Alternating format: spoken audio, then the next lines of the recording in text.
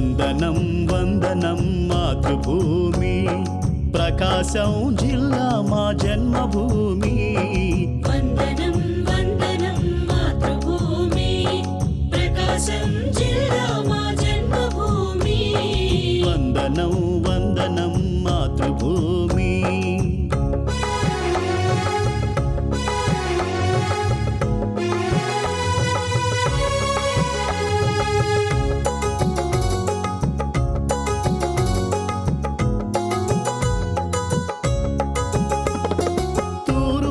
సాగరమే తోరణ పీఠం, పడమరగా నల్లమలే.